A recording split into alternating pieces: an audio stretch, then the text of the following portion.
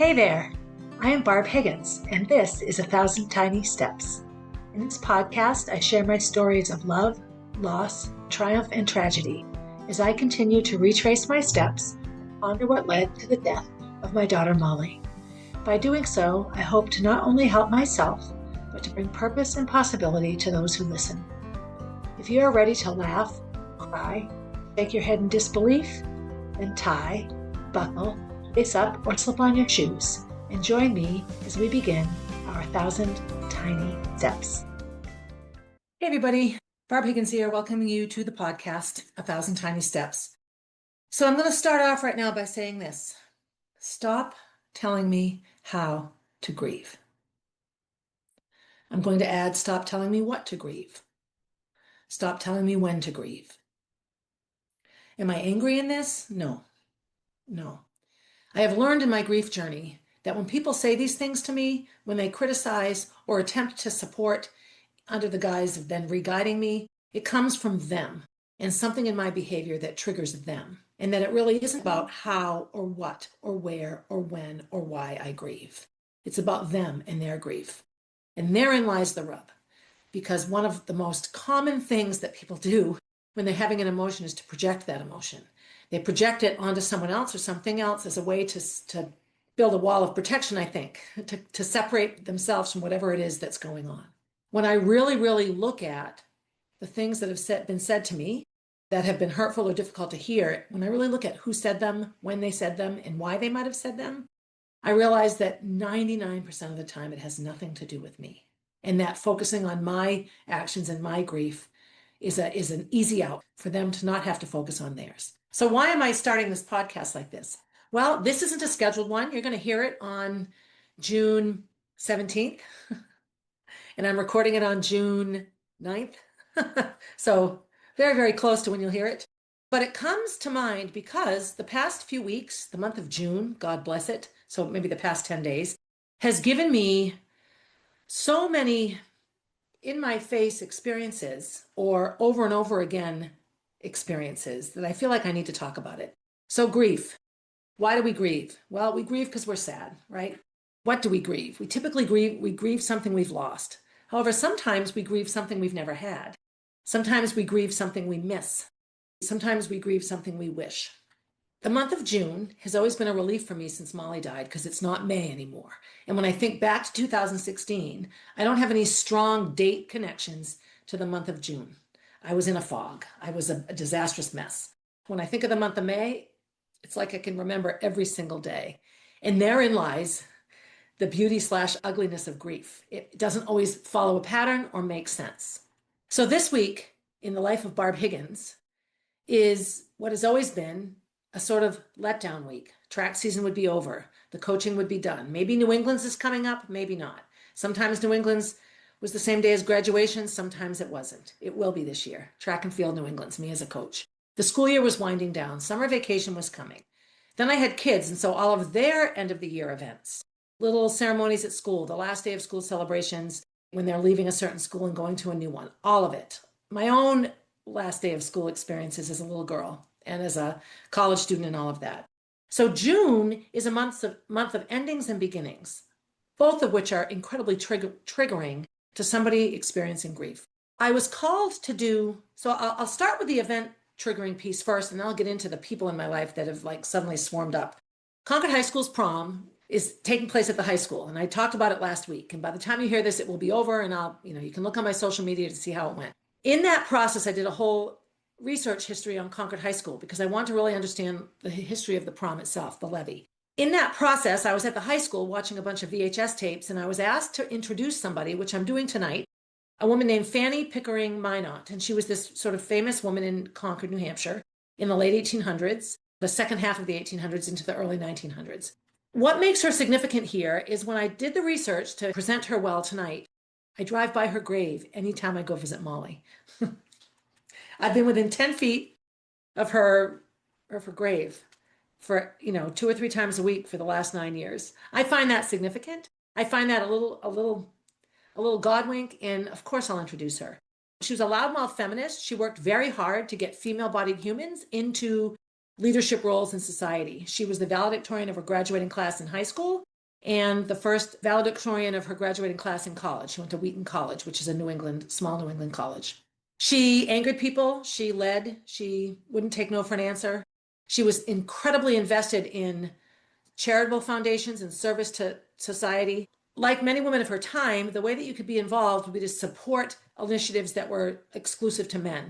So she was very involved with revolutionary support that supported veterans that came home from the Civil War.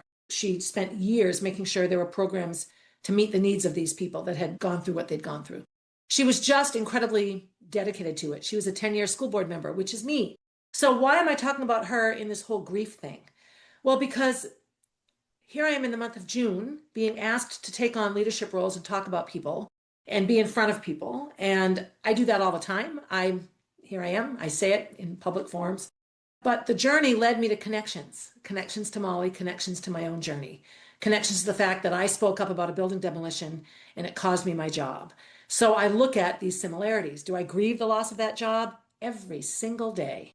I should be finishing my 35th year of teaching, and I'm not. And that makes me sad. Graduation is coming up. I had my own high school graduation. The spring of my senior year was one of the best springs of my life. It remains one of the best springs of my life, which is hard sometimes because it was 45 springs ago. So that's hard for me often. So 44 springs ago. Graduation can be a trigger for me, just because that's that. Concord High School does this really wonderful thing at graduation. It's called the memory chair. Let me explain what that is and why anyone that's listening should stop telling people how to grieve. The memory chair was instituted in military pageantry and ceremonies to honor those who had fallen in service to their country. Any ceremony that's a military ceremony has an empty chair with a folded flag on it, and it's the memory chair. And it's dedicated to, and therefore, anyone that can't be there because they're dead, right? So that's the basic history of the memory chair.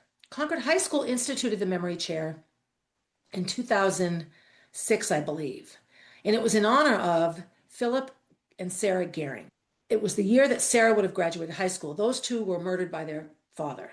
Their bodies weren't found for a long time. It was an incredibly traumatic experience for Concord and for their mother. So the memory chair was started in honor of them. And the first one was Sarah's good friends talking about her and what they wished that she could have had. Makes me cry.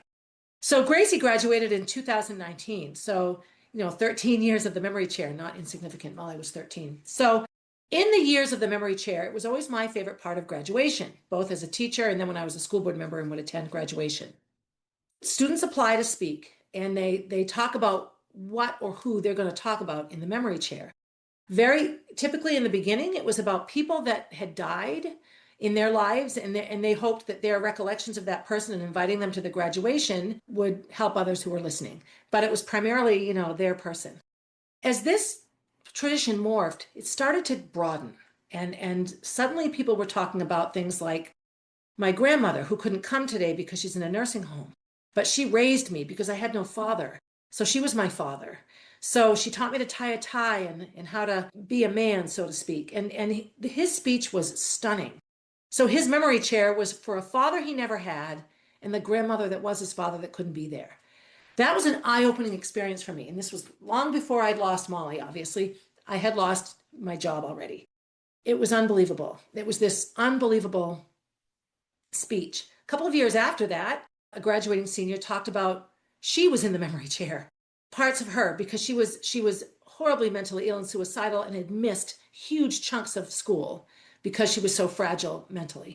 Her memory chair was all the things she never experienced and all the traditions she never took part in. And so her memory chair was to invite anyone in the audience who had someone in their life that they had lost to suicide, were struggling with mental illness, was locked up in a hospital somewhere. It wasn't necessarily someone who died. It was the death of all that you thought would happen when you were born and grew up and lived in your life. It was amazing. Which brought to mind a word called hiereth, and I wrote a blog post about this word. It's a Welsh word, and it's a longing or a homesickness, sometimes for something that never existed. So how can you miss something you never had? I can tell you how you can miss something you never had, because you miss all of the things that went into why you thought you'd have it. And those are things that you did have. Graduation come up in the memory chair got me thinking of Gracie and how she gave this unbelievable memory chair speech. When she applied to do the speech, people thought she couldn't do it. So they had somebody else also speaking. So they had two memory chair speakers, which in some aspects of me angered me because Gracie was astounding and did fine. However, in true Molly fashion, Molly would want everyone's stories shared, and the memory chair speaker that spoke with Gracie had completely different inhabitants of her memory chair. So Gracie's main focus was to talk about Molly, that yes, Molly was in her memory chair, but she invited everyone in the audience that had lost someone to be happy. For today, be happy. Invite your person. Put them in the memory chair. Have them here with you so that you can feel allowed to be happy. Because Gracie's biggest difficulty was that she wanted to just be happy and normal, but she couldn't. And then when she tried to be, she felt guilty, like all of the things that grievers go through. The girl that spoke with her was a student that came here through a refugee program from Africa, and I don't remember the country, and I apologize. She talked about all the people that she will never get to thank, all of the invisible people that got her to this graduation that she would like to say, look at me, I've graduated. And she mentioned them, the people that worked in the camps, the people that helped with paperwork, the people that helped when they arrived here. She talked about all the invisible people that provided the air under her wings to get her to her high school graduation. So the memory chair is a significant piece of mind your dang business, people, and listen to how big grief is and how many avenues it takes and how many things we grieve, not just the dead babies and the dead relatives and the dead spouses and the dead siblings and the dead best friends and the dead whomever. Yes, we grieve them, but along with that comes all of the things that we grieve with them. So here I am recording this in the graduation week and the prom week and the last day of school. I gave 13 Molly B scholarships last week or a couple weeks ago. This week I'll have to do the Spirit of Molly B awards at her elementary school and her middle school. These experiences are fabulous for me and they suck for me because I don't want to have a stupid Spirit of Molly B award. I want Molly. And as time goes along and I become more adept at living with no Molly, it becomes less about that and more about what she represented and me being able to see bits and pieces of her in those around me. And for other people to see bits and pieces of Molly, even people that never met Molly, in others. A lot of the teachers that do the picking and choosing of these award winners never knew Molly, but they know her now. So that's all happening right now. The next piece of this grief journey that comes to me is the following. So right now I have 4 people in my life, 5 maybe, who for one reason or another are up in my face, not them personally, but their situations and stories because we're connected. And all the algorithms and social media, and here's my cell phone and it's listening to me. And so when I go on it soon, I'm going to have all these ads on Facebook for everything I'm talking about now. And maybe that's part of it. But here's what's come up for me in the last couple of months. As always, the other grievers, I have a friend who lost her husband and another friend who lost a child in the month of May. They come up because they hate me like I do. And so we support each other. I have a woman I know, her daughter dances at CDA. She does a podcast on running. She's quite famous. And she rang the bell in November of 2024 for surviving bilateral breast cancer. No evidence of illness in her body. And that happiness lasted until May. And she had her initial diagnosis in May. There's this weird May connection, right? And she now has metastatic breast cancer. It's traveled to her bones. Life-changing. Is she grieving right now? Oh my God, yes, she's grieving. And she's walking the line of grieving what she may never have, grieving the fact that she has to worry about all this now, grieving the fact that she's going to lose her hair again. All of this is grief, and we attach grief and define it and minimalize it and make it small because it's easy for us to handle. And then we can tell other people how to manage it. So she's very open with her struggle. There are just as many people, my brother-in-law's family, for example, who are very private with their struggles. They don't like to share it. They share information because they feel they have to. And there's no right or wrong way. I can't say to the woman with breast cancer to keep it to herself, nor can I tell my families to make it public. None of my business. Not my place to say. My brother-in-law, what are you talking about now? My brother-in-law had a massive heart attack on the golf course 2 weeks ago tomorrow. He's stable and doing well. He's in a hospital. He needs open heart surgery. He's not quite himself. Unbelievably stressful. Kenny spent 10 days in Pennsylvania, which is exactly what he should have done because that's his brother. They're grieving. So here's two people in my life, one family, one, dance family, going through incredibly difficult, still alive, but struggling life experiences. Okay, I have more. My neighbor across the street, who I've talked about quite a bit, is battling all manner of cancer, chemo, immunotherapy, soon to have radiation. He's losing his vision. He's weak. He does too much. He sleeps. He gets bored. I don't, it's hard. It's hard to for him to wake up every day and be okay. What does he grieve? He misses his family who's no longer alive. He misses going to work. He grieves the fact that his body is so weak that walking to the stop sign and back is all he can do. He might do it 3 times a day because he can't go up and back 3 times in a row yet. He grieves all of that. He grieves the fact that he has to rely on people to do things like his laundry and cook for him and help him out. He grieves his independence. Is it my place to tell him you should be living in an assisted facility? Heck no. He needs to be in his home. He is living his life to the best of his ability in the way that he can control it best. There are people with opinions. They're none of my business and they're none of his, right? But he's grieving. He's a real example of hiereth, that longing for what you once had and longing for things you have not yet had and wanting them so much and missing them. Another friend of mine, the mother of a girl I coached years ago, again, had cancer several years back, was healthy for a few years. Boom, here comes the cancer. Metastatic, I believe hers was melanoma, which is the deadliest skin cancer. Easiest cured if you get it early enough, but it can be the deadliest. And she's had 10 months of hell. She had a celebration of life yesterday, a celebration of life. She's not dead, but it felt just like a celebration of life for somebody that had died would. People were invited to speak and share their stories. She got to watch her eulogy. Maybe she'll live 20 more years. Who knows? Doesn't matter. She realized why just wait to hear these things? It was the most amazing, fun, heart-wrenching, aching, longing, beautiful afternoon. I went up for half an hour. It was hard for me to be there. I wanted to bring Jack. Jack didn't want to come. Why? Because it was my mother's 83rd birthday. And we got a little cake and little balloons, and my sister was over, and we were celebrating her life. We were celebrating 83 years on the planet for my mom. So I went up by myself, and that's exactly how it should have been. I was walking up the street, which was closed, and this gentleman says, "Barb!" And it's a kid I grew up with. He gave me a big hug and we talked, and he said, "I want to thank you for all that you do publicly online and your podcast and everything. You're so honest." And I said, "Well, honesty gets me hatred sometimes. People don't always like what I have to say." And he's like, "All the more reason to say it. All the more reason to say it." That meant a lot to me. I get those comments a lot from other grieving mothers because I'm saying out loud all the things they feel that many of them do not have the ability to say. The number of grieving mothers who are just badgered by their families to stop being sad, to get up, to move on. They're never coming back. Okay, we all know all that. And my advice always to any grieving mother is you do what you're called to do that day. If you need to stay in bed all day, stay in bed all day. If you need to get up and scream, get up and scream. If you need to swear the alphabet, swear the alphabet. You need to get drunk, get drunk. So many people listening right now to this are going to think that's bad advice. And God bless you. Go ahead and think it's bad advice. Give people your advice. That's fine.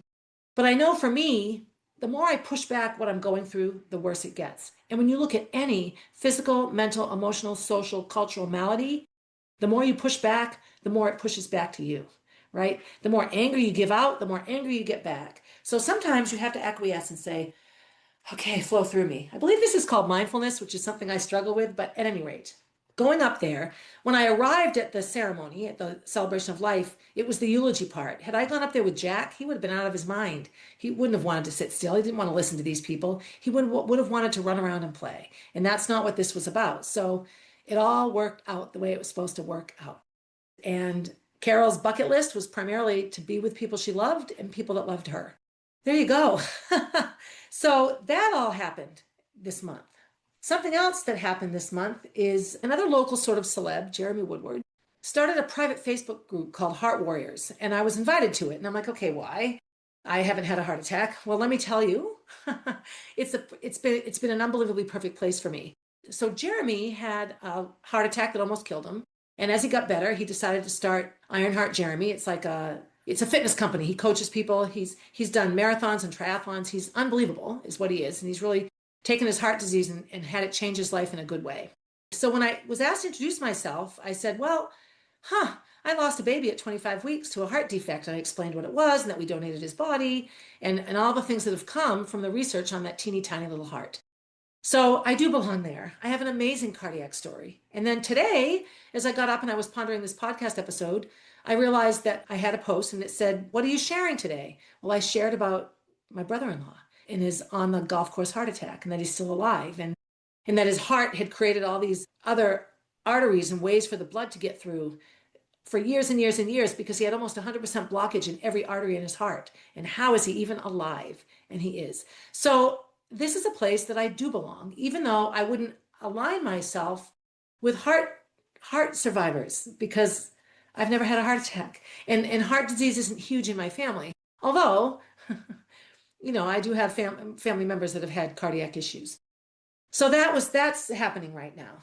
So one of the next things was just a post on social media by a friend of mine.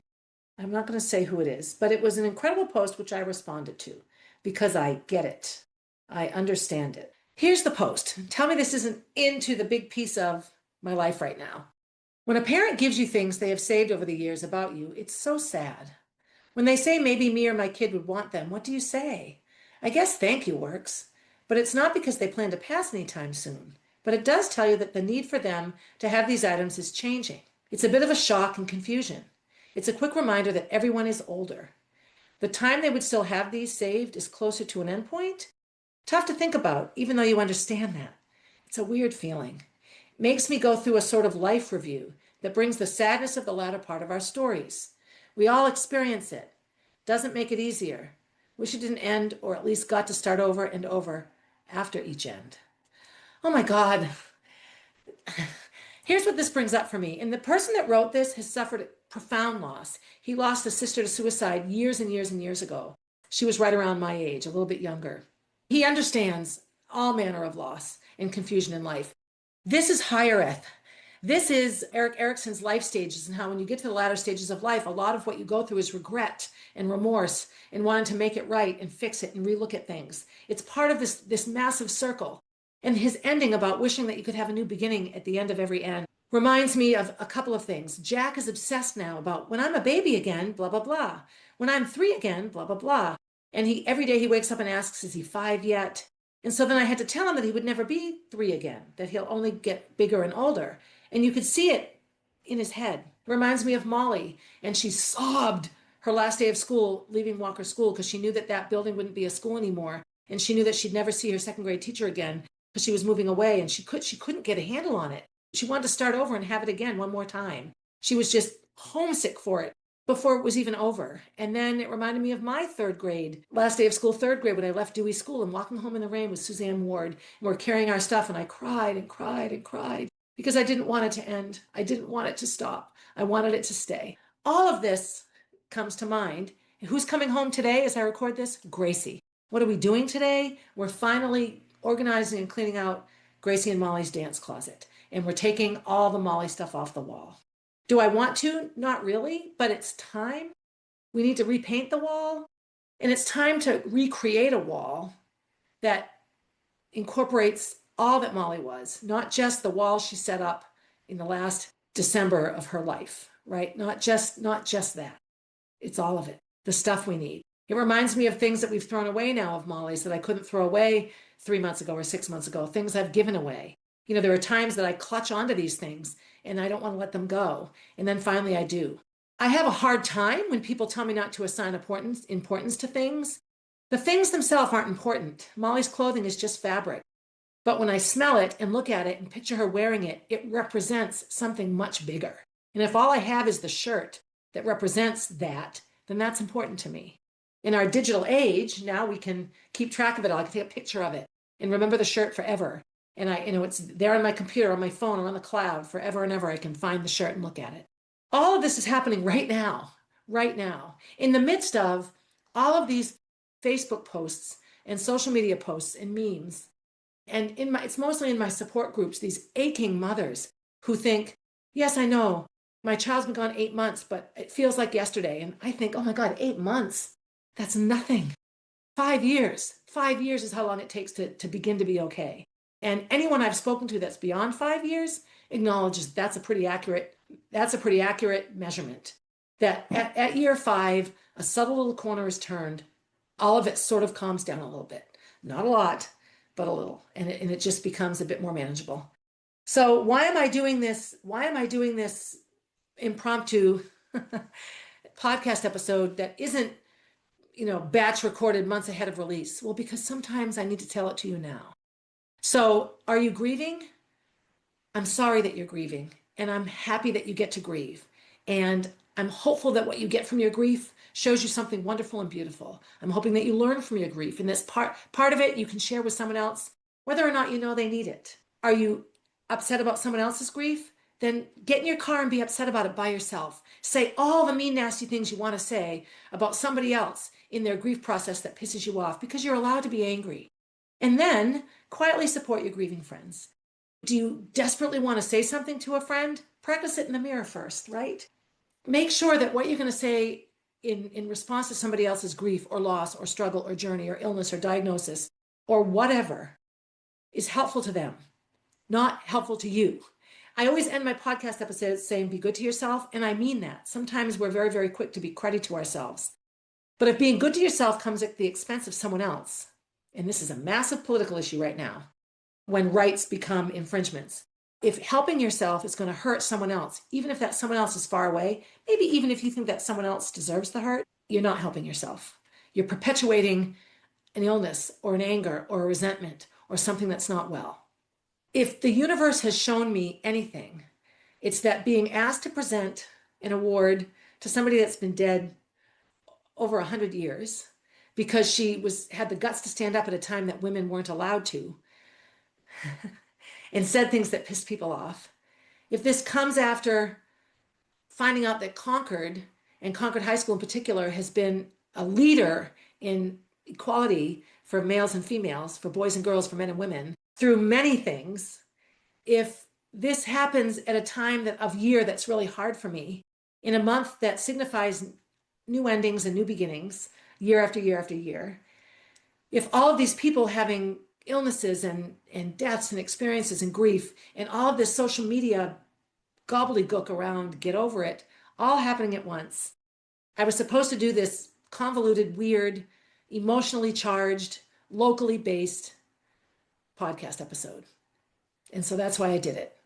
So again, I will never, ever, ever not cry at least once a day about Molly dying. Whether it's her death, whether it's my part in her death, whether it's all the other things I've lost, whether it's Gracie, whether it's Kenny, whether it's anger, never. And that's not a doom and gloom life sentence for me. That's my reality. And there is a lot of beauty in those tears. There's a lot of kintsugi in my life. And you can't have kintsugi, which is unbelievable beauty, without having unbelievable broken. You can't. I will always and forever support people in doing what they need to do to grieve, even if I disagree with it completely. I will be an ally to those who are nothing like me, because sometimes that's the truest ally there is, to support somebody and stand up for them and keep them safe and support their initiatives, even if they are not yours. And so much of politics makes you choose, but so much of grief is personal, personal, personal. And I cannot tell people how to do it, nor do I want people to tell me. Having said that, I often learn something new about grief from the perspective of someone who grieves completely differently than I do. And that's never a bad thing. So I'm going to wrap it up. The next few weeks, I'll have some guests again, and I'm going into my honesty. If season 11 was all about the guests with the the once in a while solo episodes from Barb, season 12 is going to be, it's time to get fucking honest. So you're going to hear some replays of old podcast episodes with all the details now, because I'm further enough away from the events and far enough away from the people in those events that I can share honestly what actually happened to me without, hiding it behind words that are easy to hear. Lots of good stuff coming. So be good to yourself. So long as being good to yourself doesn't hurt someone else. And if it does, find a different way to take care of yourself, because that's honest and important to you. And you need to have self-integrity. Listen to me being all bossy. Be good to someone else. Be kind. Support someone in their journey. Even if you don't understand it, support them in their journey. And as always, do the best you can to have a good day, everybody. Hey, thanks for listening and supporting the podcast. Feel free to leave a review and share my stories with your friends. Please reach out with your own stories, as I love connecting with my listeners. If you would like to get to know Molly, head over to mollybfoundation.org to see what she is all about. If you want to see what I'm up to next, you can find me on Instagram at barb_444, on Facebook as Barb Higgins, and at my website, 1000tinysteps.com. And while you're there, sign up for my newsletter, a weekly way to find out what's up in the life of Barb Higgins.